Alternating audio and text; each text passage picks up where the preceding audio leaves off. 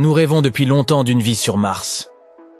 Non seulement de notre culture de pommes de terre là-bas, mais aussi de toutes les pommes de terre qui auraient pu s'y trouver dans le passé. Y a-t-il déjà eu de la vie sur Mars? Récemment, des scientifiques ont découvert quelque chose qui pourrait en être la preuve. Voyons de quoi il retourne.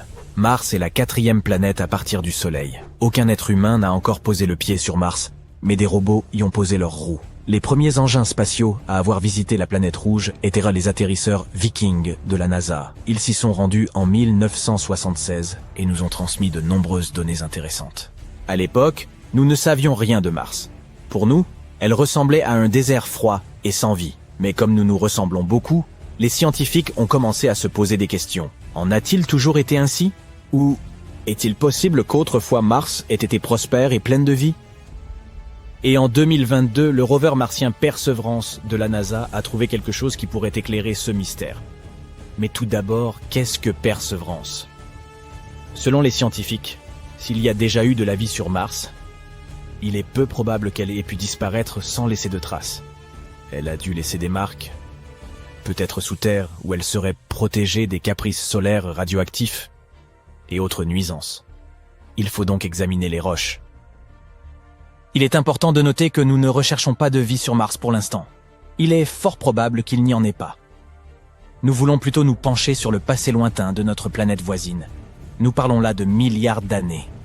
Quand Mars était chaude, verte et loin d'être sans vie. En d'autres termes, nous devons retrouver des microbes morts et divers composés chimiques similaires à ceux de la Terre. C'est la mission de notre protagoniste, Perseverance. Elle est arrivée sur Mars en février 2021. La sonde s'est posée au fond du cratère G0, d'une largeur de 50 km. Et après l'atterrissage, elle s'est déplacée en direction de l'ouest, jusqu'à l'endroit qui a incité les scientifiques à choisir G0 pour leur relevé. Cet endroit est le delta d'une rivière asséchée. Et cet ancien fleuve a déjà plus de 3,5 milliards d'années. Le cratère G0 lui-même était autrefois un grand lac.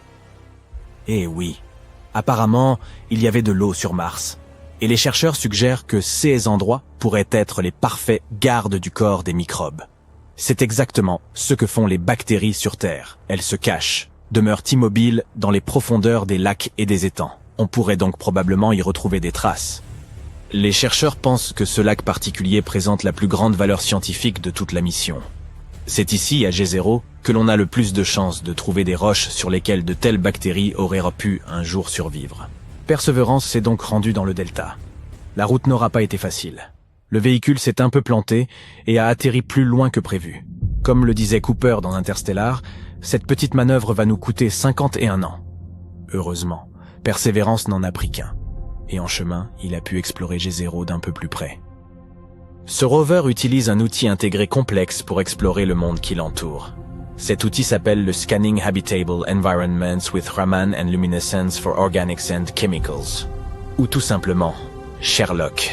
La NASA raffole des acronymes. À mesure que l'appareil s'approchait du delta, le signal des molécules organiques s'intensifiait. Bientôt, ces signaux étaient omniprésents et, de surcroît, ils étaient les plus brillants jamais observés par les scientifiques. Qu'est-ce que cela signifiait? Élémentaire, mon cher Watson. Tu sais, Sherlock, il était temps de creuser. Depuis juillet 2021, Perseverance a foré et collecté 4 fines carottes de roches sédimentaires.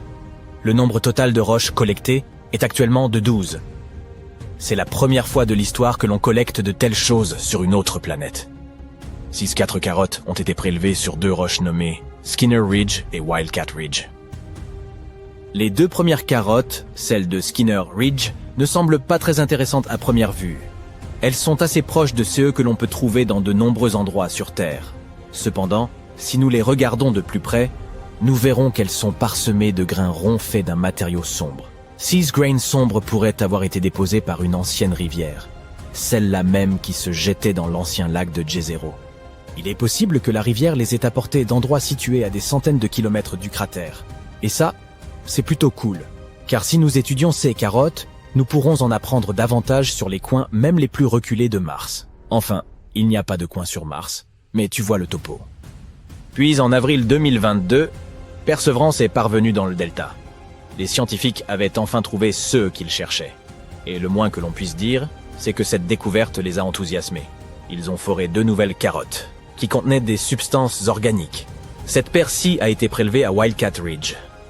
Elle se trouve très près de Skinner Ridge, mais les deux roches sont très différentes l'une de l'autre. Ces échantillons sont plus clairs et plus uniformes. Il s'agit très probablement de mudstone, une roche inhabituelle, semblable à l'argile, mais plus dure et incapable d'absorber l'eau. Leur grain est également plus fin que celui des carottes de Skinner Ridge. Pourquoi est-ce important? Parce que plus les grains de la pierre sont fins, plus il est probable qu'elles contiennent des traces d'une vie passée. Sur Terre, les pierres à grains fins reposent le plus souvent au fond des étangs et dans des endroits similaires.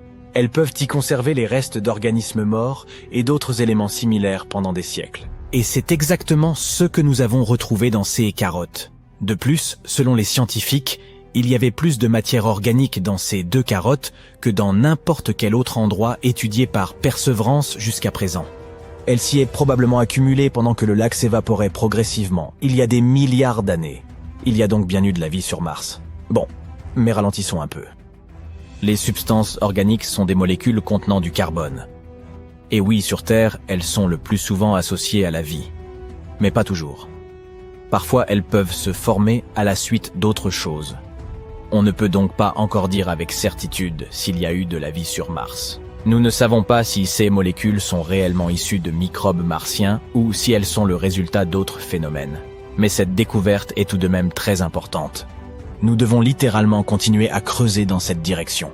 Pour en savoir plus sur cette matière organique, les scientifiques doivent prélever quelques échantillons supplémentaires de roches à grains fins. Il serait également intéressant d'étudier les matériaux qui se trouvent autour de ces anciens réservoirs. Perseverance s'est déjà déplacée vers une autre région, un endroit portant le doux nom d'Enchanted Lake. À présent, elle doit y chercher des choses similaires et elle continuera également d'étudier le lac Jezero. Enfin, Perseverance montera jusqu'au sommet du delta, puis continuera à explorer les sites anciens aux abords du cratère. Quelque temps avant la fin de l'année 2022, Perseverance disposera probablement de 6 échantillons, ou plus de ces carottes martiennes. Malheureusement, ces outils, bien que complexes, sont assez limités, et ces données ne suffiront pas à elles seules à nous donner une image complète. C'est pourquoi la NASA prévoit d'envoyer d'autres engins spatiaux à Jezero dans les années à venir. En collaboration avec l'Agence spatiale européenne, elle travaille sur la prochaine mission robotique, baptisée Mars Sample Return. Le nom parle de lui-même. Ces appareils arriveront et emporteront toutes les éprouvettes du vieux prospecteur Perseverance. Ensuite, ces échantillons seront livrés sur Terre, mais pas par la poste. Puis, les scientifiques pourront les analyser dans des laboratoires de pointe. Cependant, tout cela prendra beaucoup de temps. Le lancement de cette mission est prévu pour 2027, 2028, et ces vaisseaux spatiaux ne pourront pas revenir avant 2033. Mais si tout se déroule bien, ce seront les premiers échantillons de l'histoire livrés à la Terre depuis Mars. En d'autres termes, il y a encore matière à rechercher, littéralement.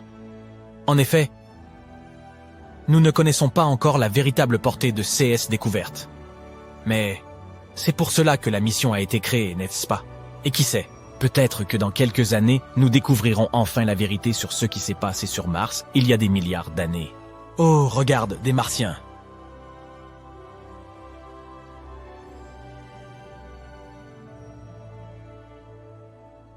Il y a des tonnes de choses étranges sur Mars. Des cuillères, des nouilles, des portes, et même des visages. Sont-ils vraiment juste des cailloux? Et par ailleurs, ce n'est pas la seule planète de notre système solaire qui soit remplie de choses mystérieuses. Découvrons-les ensemble. Récemment, on a découvert une chose étrange sur Mars qui s'apparente à un objet lisse, semblable à une cuillère. Il s'est attiré pas mal d'attention après avoir été repéré par le rover Curiosity de la NASA. La roche, avec son manche et sa tête arrondie, semble flotter sur la photo. Les internautes demeurent perplexes quant à ce que cela pourrait bien être. Certains plaisantent en avançant qu'il s'agirait d'une quille de bowling martienne, ou même d'un chausse-pied laissé par une civilisation extraterrestre. Mais Andrew Good, le porte-parole de la NASA, dit que ce n'est rien de si excitant. Il semblerait que ce ne soit qu'un rocher façonné par le vent au cours d'une longue période. Ce type de roche aux formes étranges est commun sur la planète Mars. On les appelle des ventifacts. Un ventifact est une roche qui peut être gravée, creusée ou lissées par les minuscules particules charriées par le vent. On trouve généralement ces types de roches dans des endroits secs où il n'y a pas beaucoup d'arbres ou de végétation pour arrêter les courants aériens et où beaucoup de sable est emporté.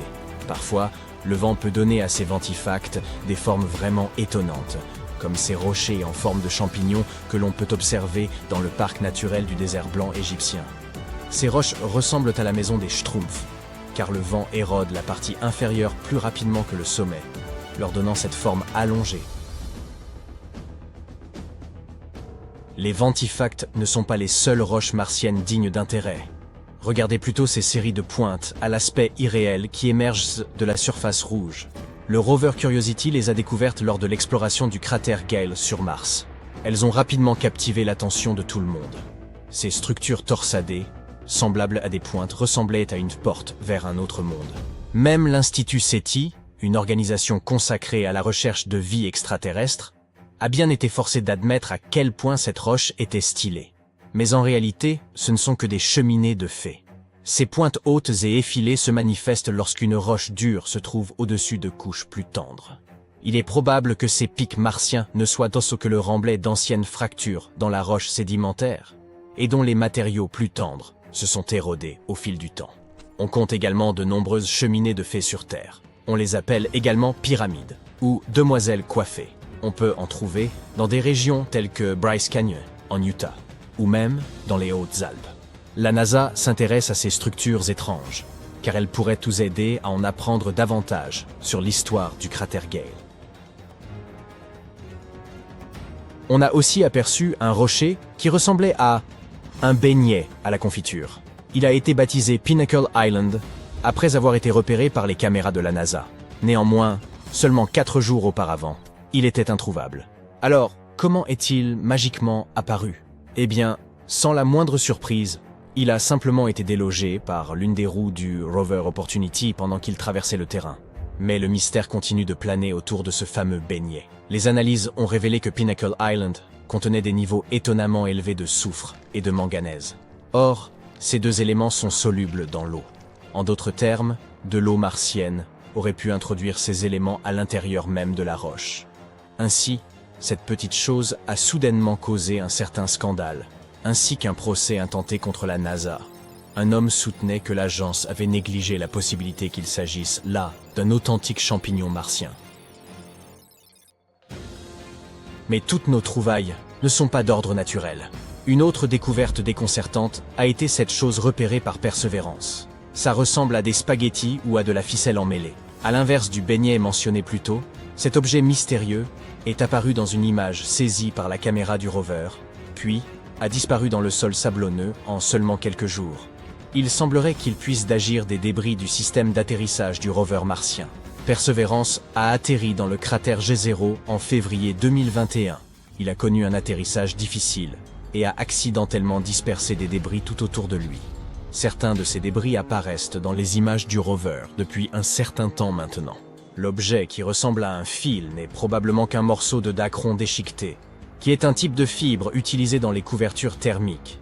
Ces couvertures aident à réguler la température des équipements pendant l'incandescent processus d'entrée dans l'atmosphère martienne.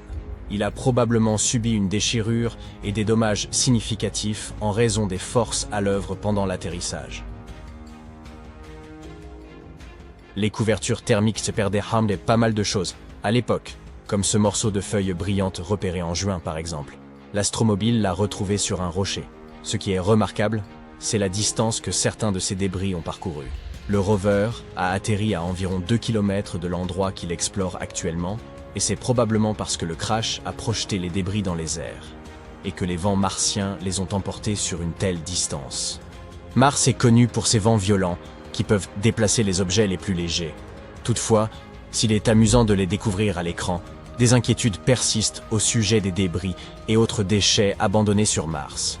Nous n'avons même pas réglé ce problème sur Terre, et nous sommes déjà en train de le reproduire sur Mars. Les débris que nous avons laissés sur la planète rouge s'accumulent déjà dans une zone baptisée Hog-Wallow Flats. De plus, ces détritus peuvent accidentellement contaminer les tubes d'échantillonnage utilisés pour collecter les roches martiennes. Jusqu'à présent, la NASA ne semble pas trop inquiète à ce sujet. mais ils gardent un œil attentif dessus pour prévenir tout problème avec leurs engins. Maintenant, que diriez-vous d'examiner non pas des choses, mais des animaux? Le rover Curiosity a causé le plus grand émoi lorsqu'il a photographié une chose qui ressemblait à un rat martien. Certains ont commencé à spéculer qu'il pourrait s'agir d'une trace de vie extraterrestre, ou même que ce rongeur ait été apporté par Curiosity. Mais le rat de Mars, une fois de plus, s'est avéré n'être qu'un étrange caillou. Il ne devait son aspect qu'à des processus naturels, comme l'érosion éolienne et l'abrasion mécanique. Nous avons également découvert plusieurs choses qui nous rappellent des asticots. Curiosity a pris cette photo d'une formation ressemblant à des vers qui se tortillent à travers le paysage martien. En dépit de sa petite taille, cette formation se distingue par sa forme unique et sa texture rugueuse. Elle est probablement faite d'un matériau durable, résistant à l'érosion constante de la planète. Et enfin, notre découverte la plus mystérieuse est le visage de Mars. Cydonia mensae est une région de Mars qui a captivé à la fois l'intérêt scientifique et celui du public. Elle se trouve dans l'hémisphère nord de Mars et se situe entre des régions constellées de cratères au sud et des plaines relativement lisses au nord. Il existe une théorie selon laquelle les plaines du nord auraient pu être autrefois des fonds marins. Peut-être Cydonia était-elle autrefois une zone côtière? Cet endroit déborde de caractéristiques aussi intéressantes que magnifiques et qui nous apprennent beaucoup de choses sur l'histoire de la planète rouge. Mais sa particularité la plus intéressante reste le visage martien. Cette chose a suscité la plus grande attention depuis qu'elle a été repérée par l'orbiteur Viking 1 en 1976. Certains croyaient que c'était la trace d'une civilisation martienne depuis longtemps disparue. Au début, la NASA l'a rejeté comme n'étant qu'un jeu d'ombres et de lumière. Mais après quelques analyses, il s'est avéré que c'était, encore un rocher. Nous avons également vu un visage d'ours, capturé par la caméra High Resolution Imaging Science Experiment. Dans cette image, on peut observer une faille suivant un motif circulaire, et qui ressemble à la tête d'un ours, avec deux petits cratères formant les yeux et une aspérité en forme de V qui en compose la truffe. Cette tête s'est probablement formée parce que quelque chose de lourd s'est retrouvé sur un ancien trou dans le sol. Celui-ci était rempli soit de lave, soit de boue. Le relief ressemblant à un nez est, quant à lui, censé provenir d'une éruption. Mais pourquoi continuons-nous de voir ces choses étranges sur Mars? Parfois, notre cerveau peut nous leurrer et nous laisser voir des choses telles que des visages ou des objets dans les rochers et la nature. Mais tout cela n'est qu'une illusion, appelée pareidolie. La pareidolie est un phénomène psychologique. Avons-nous découvert une nouvelle civilisation? S'agirait-il d'une porte? L'habitation d'un extraterrestre? Est-ce qu'on peut jeter un coup d'œil par les fenêtres? Après tout, c'est l'astromobile Curiosity de la NASA qui a envoyé cette image sur Terre. Et en ce moment même, ce véhicule explore la surface de Mars. Malheureusement, les astronomes ont vite fait de gâcher notre plaisir. Ils ont affirmé qu'il s'agissait simplement d'un élément naturel du paysage martien. Plusieurs indices les ont amenés à penser qu'il ne s'agissait pas réellement d'une porte. Par exemple, elle est minuscule, à peine 1 mètre de haut. Mais cela pourrait simplement signifier que les Martiens ne sont pas très grands, objecteras-tu peut-être. Cependant, les scientifiques continuent d'insister. Cette chose qui ressemble à une porte n'est en fait qu'une ouverture, tout ce qu'il y a de plus naturel dans la roche. Et ce sont les vents et l'érosion qui l'ont créée. Si tu regardes attentivement la roche, tu remarqueras peut-être des strates, des couches minérales que l'on distingue mieux que ce qu'il y a autour, car elles sont plus dures. Ces strates plongent ici, à gauche, et un peu plus haut, à droite. Elles sont probablement apparues il y a environ 4 milliards d'années dans une rivière ou une dune exposée au vent. Et depuis leur formation, les puissants vents de la planète rouge les ont encore plus érodées. Maintenant, ce que tu vois, c'est qu'elles disparaissent à l'intérieur de la porte. Et regarde ça, tu vois ces fissures? Oui, celle-là. Voilà comment les roches vieillissent sur Mars. Cette petite grotte a probablement été formée au moment où les strates se sont fracturées. Il est possible qu'un gros rocher soit tombé, et cela a créé cette ouverture en forme de porte. Cette théorie est tout à fait plausible, parce que même si la gravité sur Mars n'est pas aussi forte que sur Terre, elle est quand même assez forte pour que ça arrive. D'ailleurs, tu vois ce rocher à droite de l'ouverture? Son arête n'est-elle pas étrangement lisse et verticale? C'est sans doute lui le coupable.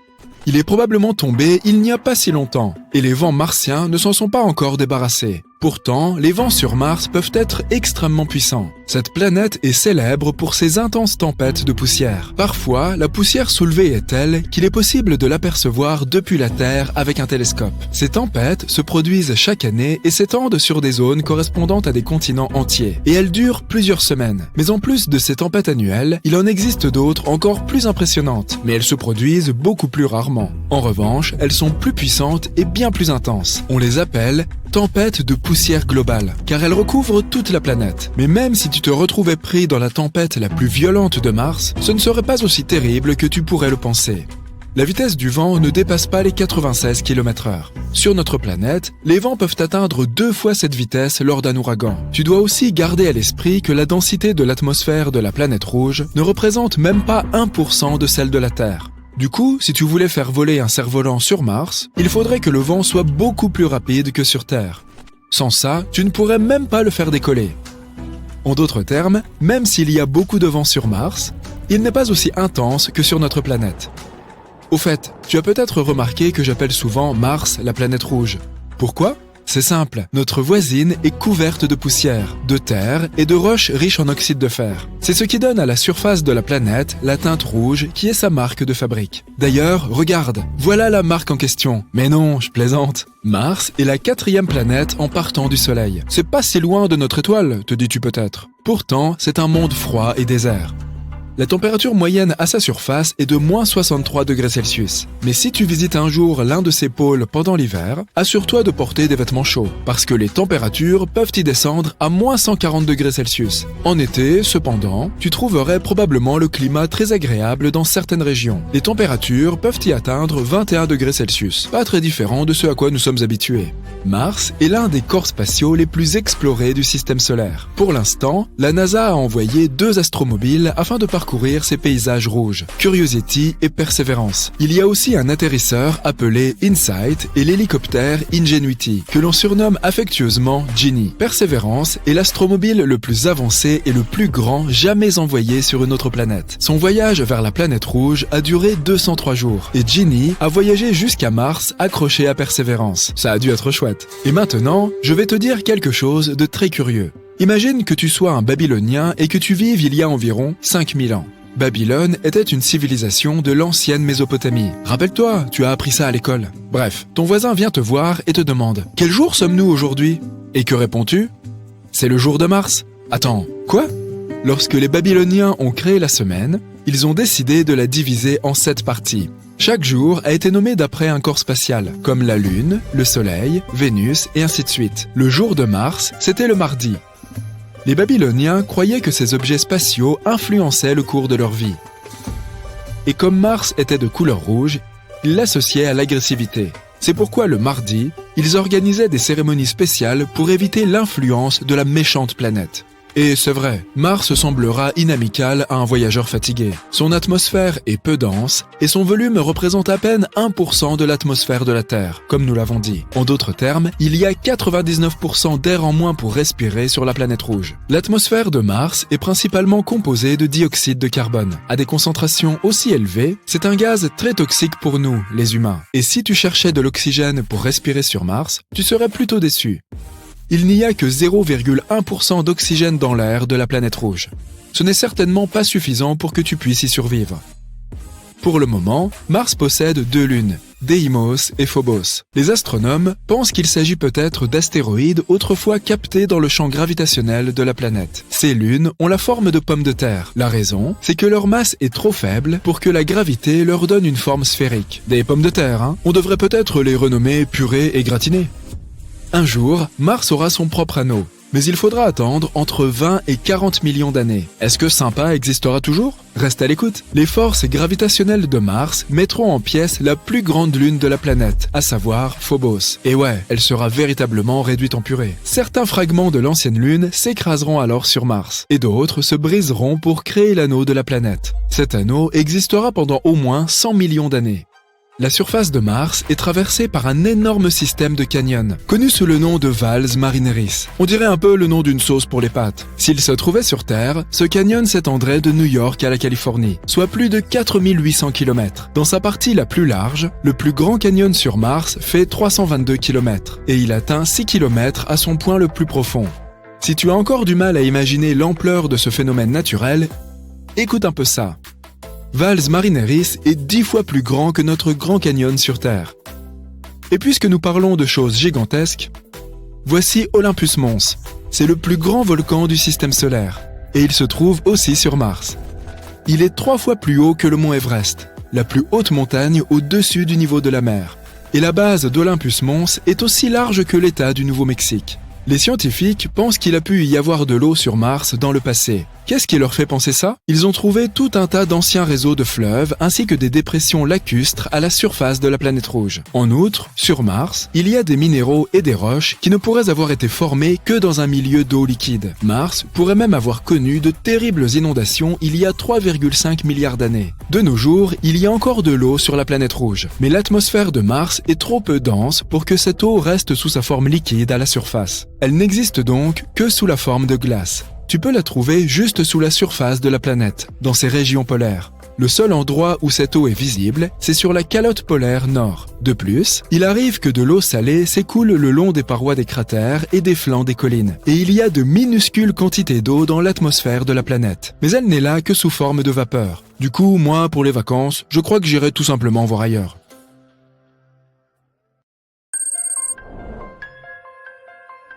Eh bien vous voilà, vous êtes la première personne à poser le pied sur Mars. Et votre première mission est d'explorer un endroit appelé le cratère G0.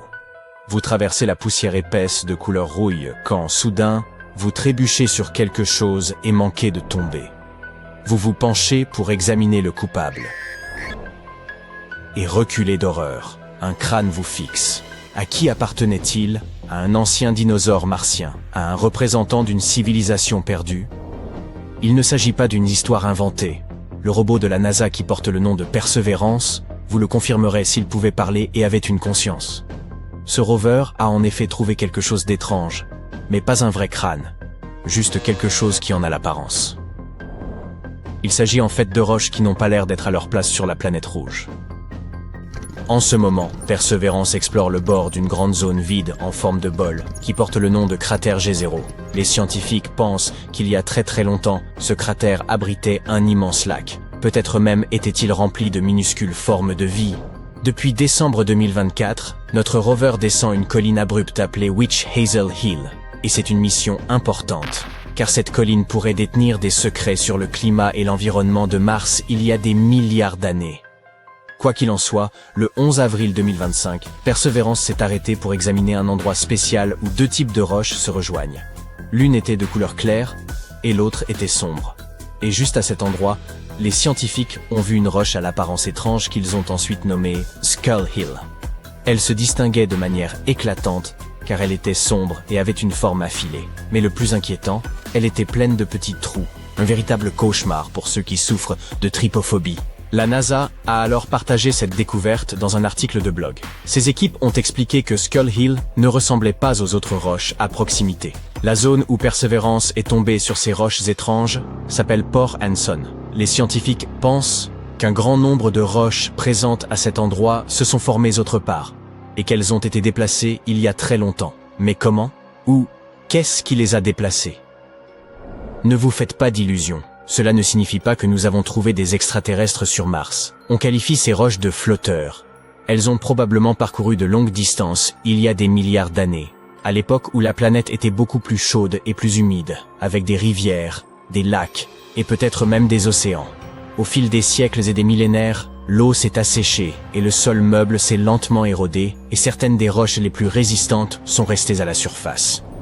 Les scientifiques essaient de comprendre l'origine de ces trous étranges sur Skull Hill. Selon une hypothèse, de petites parties de la roche se seraient détachées et érodées au fil du temps, laissant ces petits creux que nous voyons. Une autre idée, c'est que les vents martiens, qui transportent de la poussière et de minuscules pierres, ont peut-être lentement gratté leur surface, un peu comme du papier de verre, et ont créé ces trous. Skull Hill est de couleur sombre. Et au début, les scientifiques pensaient qu'il pouvait s'agir d'une météorite venue de l'espace. Mais en examinant de plus près les éléments chimiques présents dans la roche à l'aide de la supercam de Perseverance, ils ont réalisé qu'il ne pouvait pas s'agir d'une météorite typique.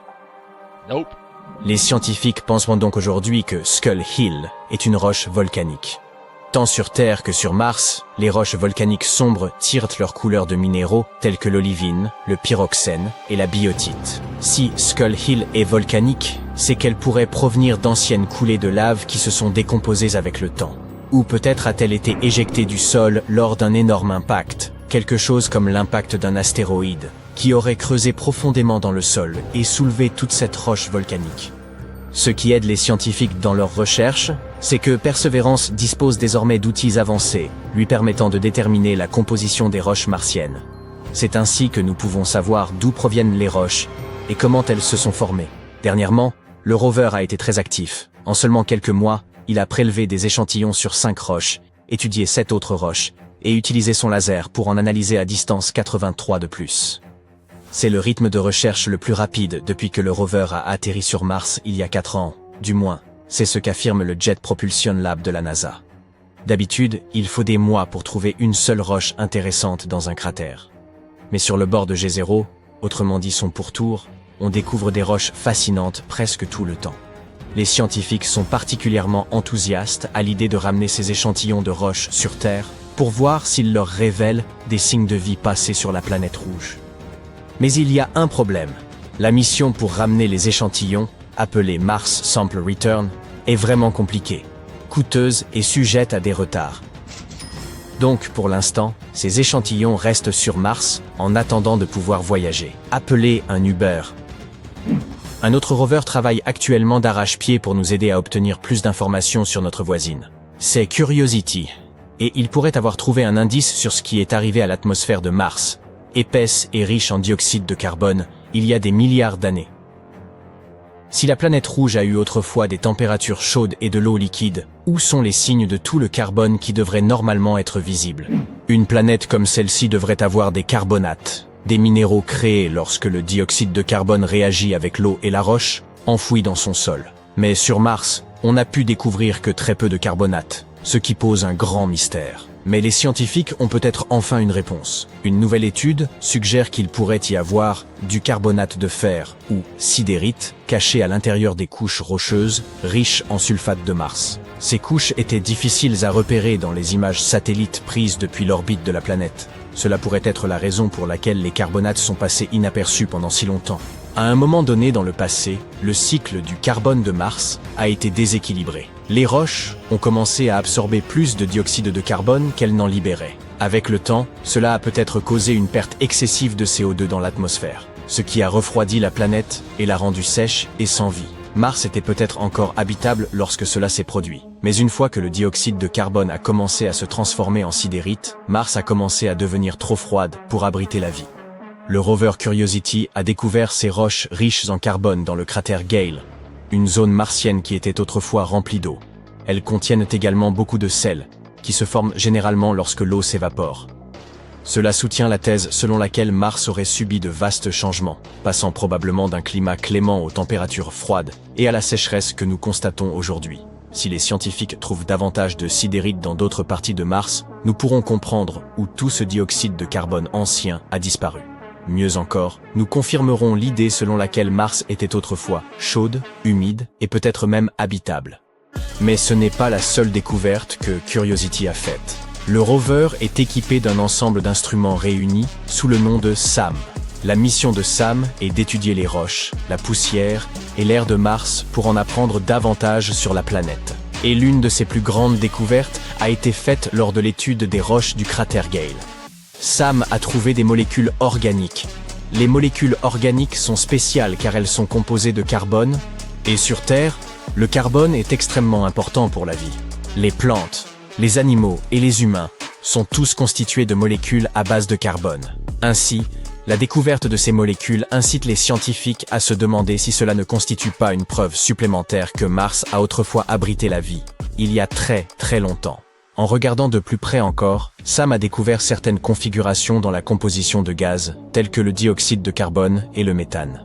Ces configurations correspondent à ce que l'on s'attendrait à voir si de minuscules formes de vie anciennes avaient produit des molécules organiques. Mais il existe une autre explication. Ces molécules pourraient avoir été formées par la réaction de la lumière solaire au contact des gaz dans l'air martien. Dans ce cas, aucune vie ne serait impliquée.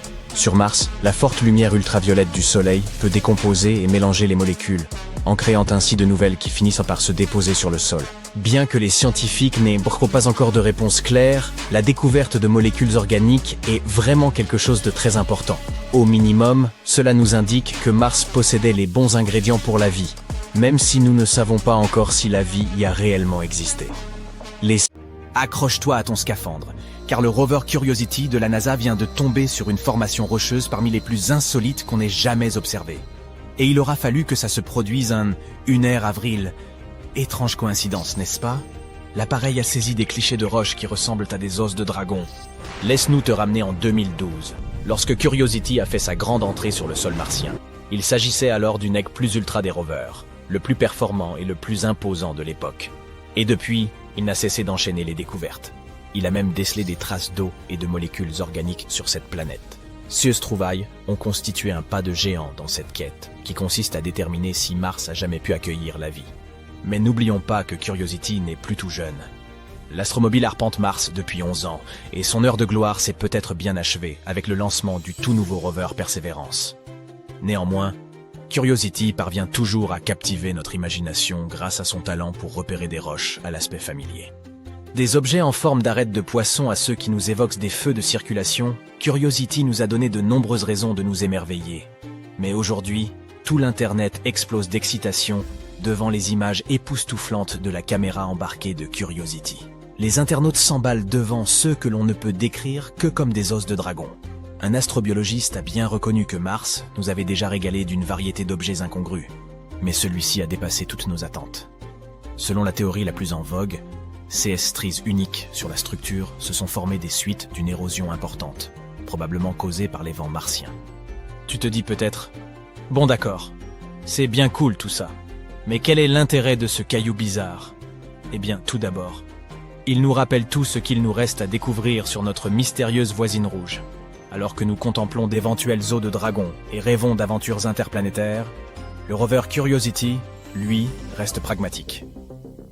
Sa mission principale consiste à recueillir un maximum de données et à déterminer si Mars a déjà abrité de minuscules formes de vie microbienne. Ce n'est pas la première fois que notre fidèle Curiosity tombe sur quelque chose de vraiment hors du commun. Notre robot explorateur nous a également rapporté l'image d'un minuscule rocher sur la planète rouge, et il ressemble étrangement à un livre fossilisé. Peux-tu imaginer tomber sur une bibliothèque martienne? Aux 3800 jours martiens de sa mission, notre intrépide astromobile a pris un cliché intrigant de cette découverte singulière. À l'aide de l'imageur Mars Handlens, fixé à son bras robotique, Curiosity a pris une photo de ce rocher qui semble tout droit sorti des rêves les plus fous d'un bibliothécaire. Avant que tu ne te laisses emporter par tes fantasmes d'avide lecteur de l'espace, précisons les dimensions de ce caillou. Bien qu'il ressemble à un livre, il est de taille minuscule en comparaison. À vrai dire, il ne mesure qu'1 ou 2 cm de diamètre. Ne t'attends donc pas à ce que le prochain best-seller martien arrive bientôt dans nos rayons. Il s'agit plutôt d'une édition de poche, parfaite pour une lecture rapide pendant un petit trajet supraluminique. Avant de te réjouir de cette découverte, sache que les responsables de la NASA ont indiqué que les roches de forme particulière étaient assez répandues sur Mars. En outre, des milliards d'années de vents martiens incessants ont tout balayé au loin, à l'exception de ces vestiges de forme unique. Curiosity a l'œil pour repérer les formations inhabituelles. En février 2022, notre rover est tombé sur une fleur minérale dont les motifs ramifiés semblaient avoir été imaginés par un fleuriste de renom. Elle ne mesurait qu'1 petit centimètre de large. Quelques semaines plus tard, le 16 février, Curiosity est parvenu à retrouver des traces rocheuses d'anciens lacs, présentant de minuscules ondulations et des vaguelettes figées dans le temps. Si tu pensais que Mars n'était qu'une terre écarlate, et désolé, détrompe-toi. Les scientifiques ont même découvert des motifs de plus grande dimension, gravés dans la surface martienne par ces anciennes étendues d'eau. Par exemple, il se trouve une formation rocheuse qui ressemble étrangement à l'adorable visage d'un ours en peluche. Qui aurait cru que Mars avait un côté câlin, et comme si cela ne suffisait pas, Une époustouflante variété de rochers étranges en constelle la surface. Mais Curiosity ne se limite pas à recenser des bizarreries et autres particularités. Te souviens-tu du 2 février, lorsque le rover a dévoilé les premières images claires de rayons solaires sur Mars? Imagine un peu, lorsque le soleil franchit l'horizon martien, au moment du lever et du coucher, ces rayons créent un spectacle envoûtant qui perce les nuages. C'est comme un spectacle de laser à la Pink Floyd mais propre à Mère Nature. Il existe même des images en ligne montrant une prétendue porte sur Mars. Et non, il ne s'agit pas d'un passage secret par lequel les petits hommes verts peuvent faire leurs allées et venues, si c'est ce que tu pensais. Les internautes ont carrément pété les plombs lorsque Curiosity nous a transmis ce cliché, qui semblait révéler une cavité semblable à une porte. C'était l'heure des théories farfelues et de l'enthousiasme général. Il n'y a toutefois pas lieu de s'inquiéter, car les experts nous ont fourni une explication bien terre-à-terre. Selon les spécialistes, qui connaissent bien la géologie de Mars, cette structure particulière est très probablement le résultat de l'érosion naturelle. Une réponse barbante, on le sait tous, mais c'est elle qui est le plus souvent à blâmer. Pour autant, certains scientifiques ont également su aborder cette question avec humour. Ils ont souligné que ladite porte avait une hauteur modeste de moins d'1 mètre. Donc, si nous croyons qu'il s'agit d'une porte pour les extraterrestres, il faudrait s'imaginer un type particulier d'alien assez trapu, un peu comme des hobbits martiens. Mais revenons à la réalité. Les experts s'accorderaient à dire que cette porte n'est rien d'autre qu'une ouverture peu profonde dans la roche, habilement créée par les forces de la nature. 16 couches visibles se sont probablement déposées il y a environ 4 milliards d'années au cours d'un processus de sédimentation, peut-être dans une rivière ou une dune poussée par les vents. Les vents sur Mars ont travaillé dur à éroder ces couches au fil du temps, pour laisser derrière eux les caractéristiques intrigantes que nous voyons aujourd'hui. Si tu regardes de près, tu remarqueras quelques fractures verticales naturelles disséminées dans l'image. Celles-ci sont le résultat de l'altération des roches martiennes, et la petite structure en forme de grotte que nous avons affectueusement surnommée la porte semble s'être formée à l'intersection de ces fractures et des couches susmentionnées. C'est un peu comme si un énorme rocher martien avait décidé de tomber dessus, créant ainsi cette entrée de grotte fantastique. Il existe également un célèbre cratère martien, qui est tout sauf un trou ordinaire dans le sol. Il est rempli d'opales scintillantes. Selon une nouvelle étude très intéressante, ces mystérieux halos de roches entourant les fissures du cratère martien pourraient en fait être constitués de pierres précieuses, riches en eau. Tu te rends compte? Mars, la planète bling bling. Curiosity est une fois de plus venue à la rescousse et a effectué de sérieuses analyses. Il semblerait qu'il existe sur Mars un ancien lit de lacs asséchés qui regorge de minéraux rares de type opale. Cieuse pierre pourrait être la preuve que l'eau et la roche se sont bien amusées au fil du temps sous la surface martienne, et bien plus récemment qu'on a pu l'imaginer. Lorsque les scientifiques commencent à parler d'eau, c'est souvent qu'ils sont à la recherche de signes de vie. Après tout, l'eau est indispensable à la vie telle que nous la connaissons. Mais le hic, c'est que l'eau ne coule plus du tout sur Mars. Ces chercheurs chevronnés doivent donc chausser leurs plus belles lunettes et se mettre en quête de traces géologiques, indiquant que de l'eau a déjà existé sur cette planète. Quel est le rapport entre les opales et l'eau à la surface de Mars? Eh bien, pour fabriquer de l'opale, il faut des roches contenant beaucoup de silice et du bon vieux H2O. Et ce n'est pas tout. Les chercheurs se sont également plongés dans les archives d'images du rover Curiosity et ont découvert que ces halos riches en opale ne se trouvaient-ils pas tous au même endroit. Non. Ils semblent être Vous pourriez atteindre Mars en seulement 30 jours. Non, il ne s'agit pas de science-fiction. Un moteur à plasma révolutionnaire pourrait réellement rendre cela possible. Bientôt, nous pourrions troquer nos chaises de plage aux Bahamas pour un voyage vers la planète rouge. Alors, quand pourrons-nous acheter nos billets ? Eh bien, probablement pas avant 2030. Et même à cette date, les premiers vols seront sans doute un luxe réservé aux astronautes, et non aux simples touristes. Ils se réjouissent néanmoins, car ce moteur pourrait bouleverser tous les aspects du voyage spatial, réduisant considérablement les durées de trajet et facilitant grandement les missions. À l'heure actuelle, voyager vers Mars n'est qu'un rêve. Personne n'y a encore posé le pied, et il existe une raison majeure. Un aller-retour signifierait passer plusieurs années dans l'espace, ce qui n'est guère sûr. Nous avons bien envoyé des hommes sur la Lune, mais cela relève d'une toute autre histoire. Rejoindre notre satellite naturel ne prend que quelques jours. Le trajet le plus rapide fut celui d'Apollo 8, dont l'équipage atteignit l'orbite lunaire depuis celle de la Terre en moins de 3 jours. Si l'équipe souhaite économiser du carburant, elle pourrait emprunter un autre itinéraire. Ces trajectoires peuvent prendre beaucoup plus de temps, parfois des semaines, voire des mois, avant d'atteindre la Lune. Ainsi, la durée du voyage dépend davantage de décisions stratégiques. Qu'en est-il de Mars? La planète rouge se situe bien plus loin. En moyenne, elle se trouve à environ 225 millions de kilomètres de la Terre. D'après la NASA, même en embarquant immédiatement dans un vaisseau spatial en direction directe, le trajet durerait de 7 à 10 mois. Prenons l'exemple du Mars Reconnaissance Orbité de la NASA. Ce vaisseau spatial fut lancé depuis Cap Canaveral en août 2005 et n'atteignit l'orbite de Mars qu'en mars de l'année suivante. La durée du voyage peut cependant varier, car la distance entre la Terre et Mars change continuellement au fil de leur orbite, autour du Soleil. Ainsi, même si l'on parvient à s'y rendre en quelques mois, un aller-retour pourrait finir par durer près de 3 ans. Et personne n'aspire à cela. Non seulement il serait particulièrement monotone de vivre là-haut sans Netflix, mais le danger est réel. Passer un temps prolongé dans l'espace peut infliger des dommages sérieux aux corps humains. Une mission vers Mars exposerait les astronautes à 3 environnements gravitationnels distincts. Durant le voyage vers Mars, ils seraient en apesanteur. Puis, à leur arrivée, ils devraient évoluer dans une gravité équivalente à un tiers de celle de la Terre.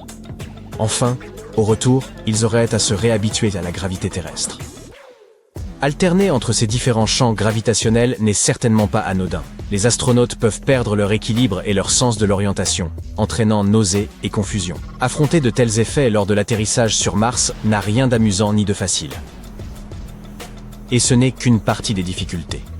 De nombreux autres défis se présentent lors d'un voyage aussi long, tels que des délais de communication pouvant atteindre 20 minutes dans un sens, la probabilité de panne d'équipement ou d'urgence médicale, et la nécessité constante de rationner avec soin vivres et fournitures. Heureusement, le moteur évoqué précédemment pourrait remédier à cette situation et réduire considérablement la durée du trajet. Du moins, c'est ce que suggèrent les scientifiques qui ont élaboré un prototype de moteur de fusée électrique à plasma capable de nous conduire vers Mars en seulement 30 à 60 jours. Et si votre première réaction fut « un moteur à plat, quoi ?» Rassurez-vous, nous allons clarifier cela. Voici une fusée conventionnelle, semblable à celle que l'on voit décoller de Cap Canaveral. Elle fonctionne en injectant dans son moteur un carburant à hydrogène liquide et un oxydant à oxygène liquide. La combustion libère une énergie considérable, produisant une poussée. En termes simples, le gaz brûlant extrêmement chaud est éjecté à l'arrière, propulsant la fusée vers l'avant, et elle s'élance ainsi dans l'espace. À présent, voici la fusée à plasma. Son décollage se fait de façon similaire, grâce au même mélange chimique. Mais, une fois en orbite, elle bascule vers un système de propulsion électrique. Son fonctionnement diffère radicalement. Plutôt que de brûler hydrogène et oxygène liquide, elle emploie 2 électrodes. Lorsque des particules chargées circulent entre elles sous haute tension, un champ magnétique se crée, expulsant ces particules hors du moteur. Le plasma surchauffé s'est projeté dans une direction, tandis que le vaisseau se déplace dans l'autre. C'est ainsi que la poussée est générée. Nous parlons d'une poussée d'au moins 6 newtons. Pour vous donner une idée, un newton équivaut à peu près à la force nécessaire pour soutenir une petite pomme face à la gravité. Certes, cela paraît dérisoire comparé à la puissance explosive d'une fusée classique, mais voici l'essentiel. Un moteur à plasma peut fonctionner sans interruption pendant des mois, accélérant progressivement le vaisseau spatial jusqu'à des vitesses extrêmes. Très bien, mais de quelle vitesse parlons-nous exactement ? Les fusées conventionnelles à combustion atteignent une vitesse d'éjection maximale d'environ 4,5 km par seconde. En comparaison, ce nouveau moteur à plasma peut frôler les 100 km par seconde. À de telles vitesses, un trajet en fusée jusqu'à Mars pourrait ne durer qu'1 mois. L'écart est colossal. C'est pourquoi beaucoup estiment que ce moteur pourrait révolutionner totalement les voyages spatiaux. En permettant aux engins de parcourir de bien plus grandes distances tout en consommant nettement moins de carburant, cette technologie pourrait constituer la clé pour que nous laissions nos empreintes sur le sol martien. Et, qui sait, peut-être même au-delà. Cependant, il n'est pas encore pleinement opérationnel. Il faudra sans doute des années. Pour l'instant, il s'agit davantage d'un prototype. à un stade très précoce de développement. Il est testé dans une installation spécifique, une chambre à vide de 14 mètres de long sur environ 4 mètres de large, reproduisant les conditions de l'espace. L'objectif est de vérifier les performances du moteur dans un cadre réaliste avant de l'envoyer en orbite. Parmi les points qu'il souhaite examiner figure sa réaction aux rayons gamma. Dans l'espace, les radiations ne se limitent pas à la lumière solaire. Il s'agit de flux de particules subatomiques provenant du Soleil, de la Voie lactée, et même d'au-delà. Bien que minuscules, elles constituent un défi majeur pour les missions de longue durée. Sur Terre, les radiations solaires et spatiales ne posent de guère de problème.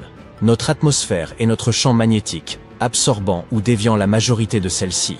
Mais les astronautes et leurs vaisseaux spatiaux ne bénéficient d'aucune protection naturelle dans l'espace.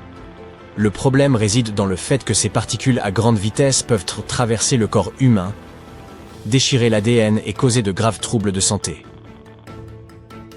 Même une heure sans protection adéquate pourrait être fatale, du moins pour les astronautes.